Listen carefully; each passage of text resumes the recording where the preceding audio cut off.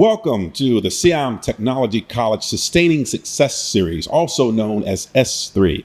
This sustainability education podcast aims to showcase the diverse and best practices in sustainable business, climate change, net zero, ESG, creating business value, and other sustainability topics with real-world examples. Our goal is to inspire learners and leaders to take action and help build a more sustainable workforce.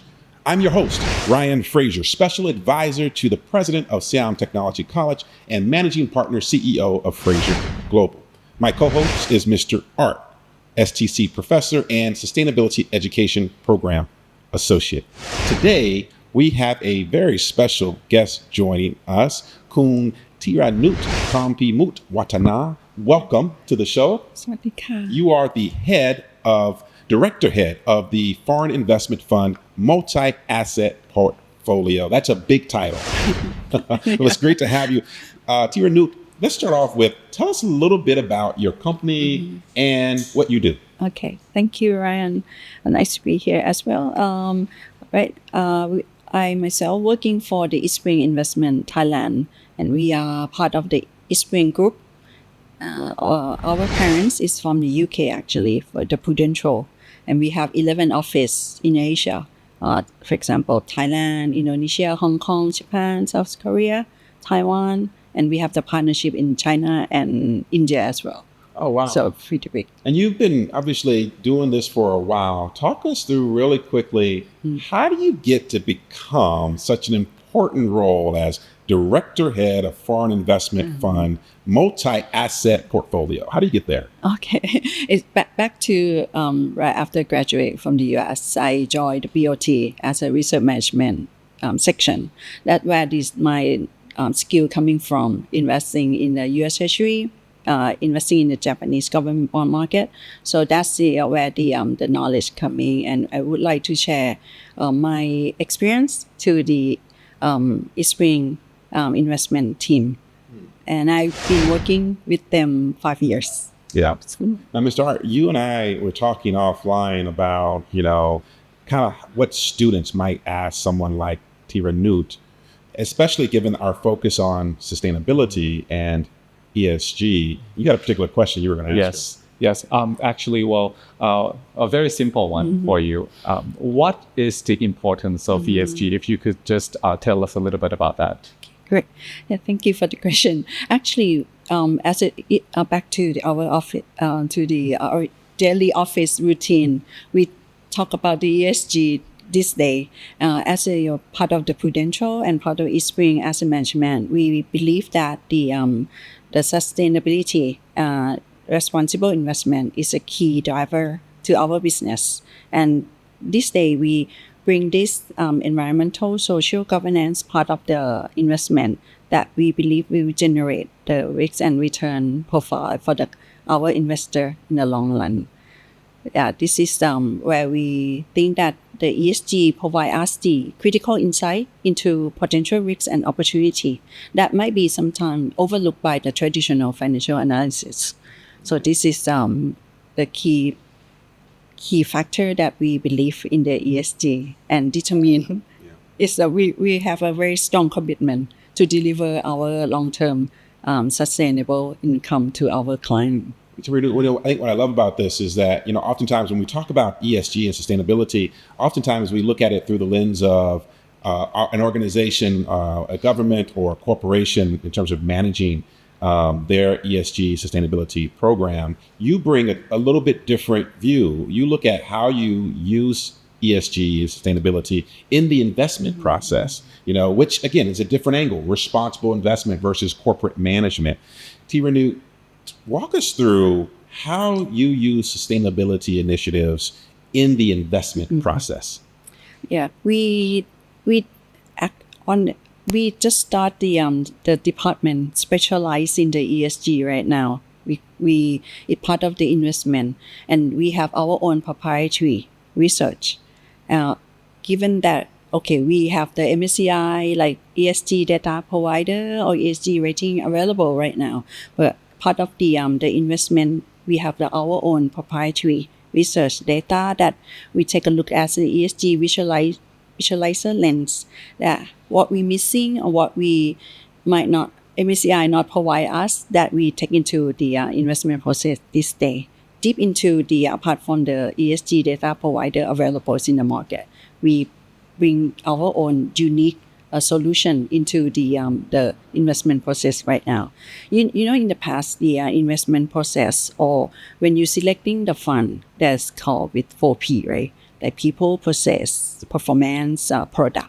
And now it's become the most important new factor is the ESG. Yeah.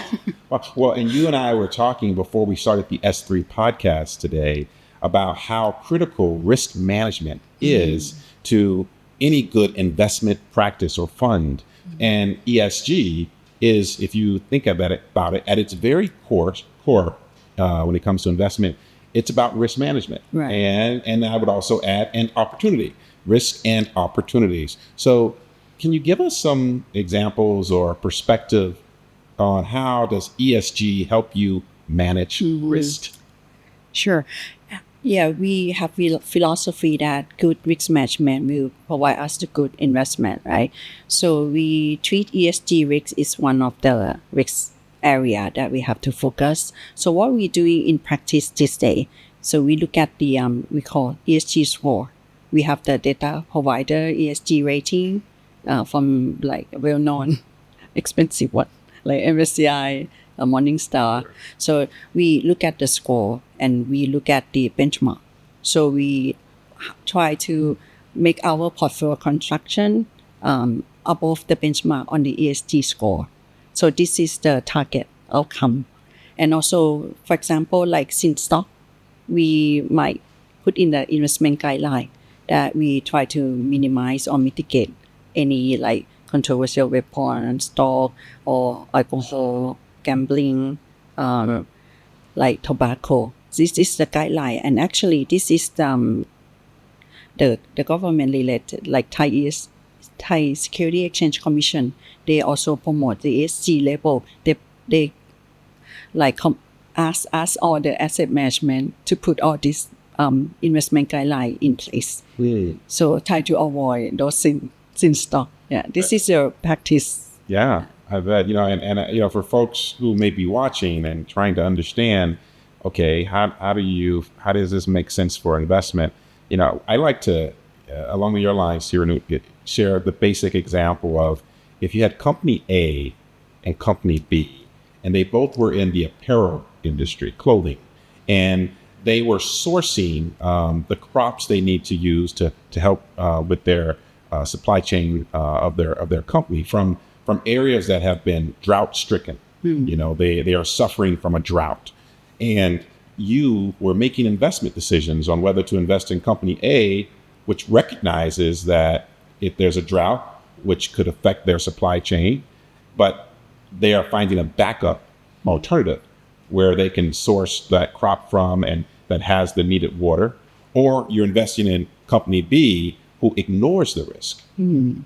Which company would you invest in? Yeah. Right? Obviously, you would invest in the company that understands the risk and finds a solution, versus the company that ignores the risk.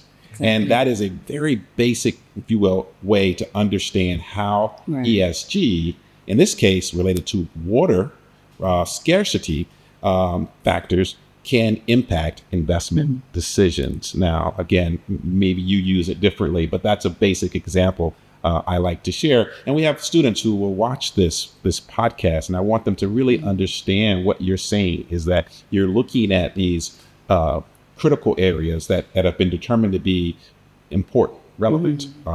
In the financial world, we say material. And then you're using those to help you better manage how you invest the funds, so that you do everything you can to create value versus destroy value on behalf of your stakeholders. So with that student perspective, Mr. Art, you obviously here at STC, you're a professor, you work with students all the time. I would imagine that you have some questions on behalf of STC students for 𝐻𝐻 that you think would be important to hear from them. Yeah, well, actually, we have a lot of finance students, and one of the things that they may ask is about the things that they need to prepare for in terms of skills or knowledge, to go into your path. So, what do you think about that? Are there any advice that you would give students who would like to go into your field? Okay, that's I think as a student right now at the university, I think they have the benefit because they are all the government related, like Bank of Thailand, like Thai Stock Exchange, Thai Security Exchange Commission. They try to promote, and they have a lots of good program that the student can apply and join. Like recently, the set has a ESG supersede that they belong to the student perfect, like of not age or not over 25 years old, but I'm not qualified. But looking for some good course, like looking for like apart from the traditional finance analysis course that I mentioned earlier, the ESG will bring maybe the sustainability course or on the risk management area that will support the not get them understand how the risk management be very important and part of the ESG. That's my suggestion. And they can become good fund manager one day, produce like deliver long-term risk return adjusted, for example. Risk adjusted return. Along that question, Mr. Arthur, I think it's important to give maybe have some perspective on this, Tiranu, in terms of what they should be thinking or what they should be studying. There's a reason that they should be thinking or studying these types of things, and that's because it's expected that a lot of the jobs that will come in the future, whether it be in finance or whether it be in operations or in some other skill set, a lot of the jobs will have some sustainability related or ESG related requirements and enhanced to do the job. So do you have any thought about when it comes to your specific industry, how more jobs like yours will have requirements or expectations of the knowledge you need around sustainability? Yeah, I have to pass exam for the prudential exam on the ESG every year. There is a mandatory that all the employees or the staff has to attend and pass the ESG related module, and this is driven from the parent from the company and also from the government related. They also push us to have a ESG label, and lately they launching the new Thai ESGX. So this is something that back to your question, Brian, that is that why the student should explore and try to get sense of what's the ESG right now. As a student, I understand that you have a good course available. That my suggestion that I recommend to take all courses, any related. You will keep deep understanding bit by bit. That's right. We do have several good courses that we're offering here at STC, Siam Technology College. Everything from the Carbon Finance Bootcamp, if you want to understand carbon credits and the carbon markets, to the principles of ESG and sustainability reporting to give you a foundational understanding of ESG and how you use it for sustainability reporting. And we have our newest course coming up, and that is the IFRS S1 and S2 workshop, how to apply these new standards. So we do have that, and we're launching the S Lab, of course, as I mentioned to you at the outset, the Sustainability Lab or S Lab to help our students work with industry. Maybe you have some projects, Tiranu, where we could bring some students to work with you to help support your work in the sustainability space. But we want students to have access to people like you and work with folks on your team to help address real sustainability challenges, whether it be in investment or whether it be in the manufacturing of clothing or reducing carbon emissions by supporting the growth of mangroves, things along those lines. So one final question as we start to wrap up, and that is, we've spent a lot of time talking about ESG and sustainability in the context of students and your field in particular in fund management. I want to broaden it out and say, why is ESG? Why is sustainability? Which, by the way, I tell folks, are not one and the same. They're related. ESG is about the risk and opportunities associated with the broader field of sustainability. That said, 𝐻𝐻, why is sustainability and ESG important for Thailand? Yeah, Thailand is I would say that it's just about not more than 5 years that we start talking about the ESG, and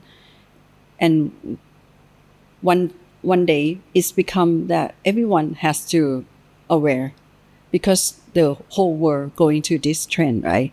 And since we have COVID, that's the sample, that's a part of the ESG. So we realized that the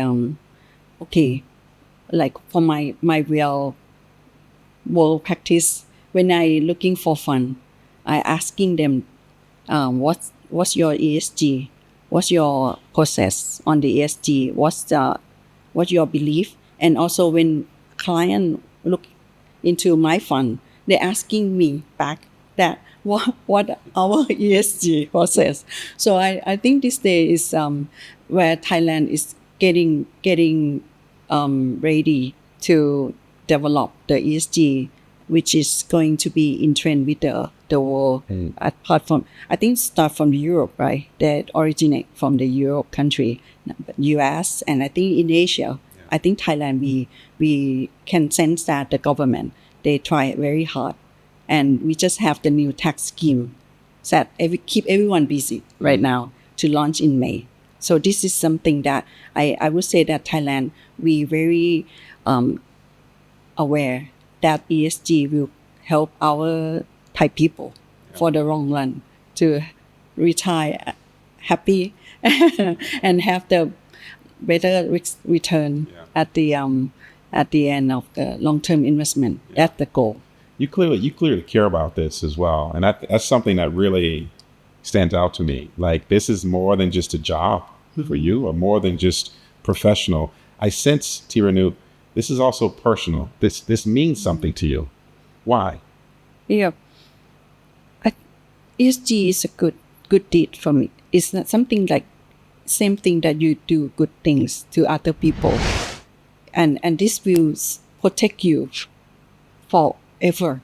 So this is is applied to the ESG concept that fit to in Thai people, that we believe that if we do right things, right place, right time, and we will ending up like happy and peaceful, calm, like Thailand, right? And you can tell like Thai people, we keep smiling. So I think this is fit to back to your question. I think where is a good place that Thailand also, we aware that ESG is part of our daily life. So that's my passion coming from the, as Khun we talked earlier on that, right? It's from inside.